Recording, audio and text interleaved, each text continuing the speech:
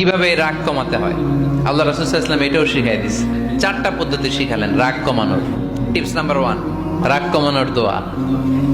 সহিহ হাদিস, ওই সাহাবী যদি এই বাক্যটা পড়ে তার রাগ কমে যাবে।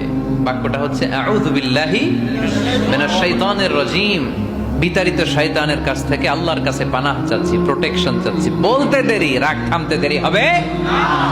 টিপস নাম্বার 2, তোমাদের যখন প্রচন্ড রাগ চলে আসে, বেশি যখন প্রচন্ড যখন তোমরা রেগে যাও, তখন কথা বন্ধ করে চুপ হয়ে যাও। 3 number tips, lower your action, আপনার অ্যাকশনকে কমায় দেন। কিন্তু আমরা ওই সময় মারি ডাইরেক্ট অ্যাকশন। রাগের সময় আমরা কি করি?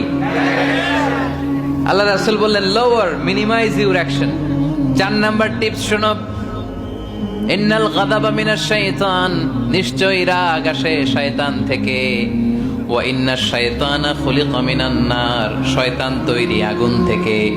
ওয়া ইন্নান নারা তুতফাউ বিল মা, আগুন নিবানো হয় পানি দিয়ে।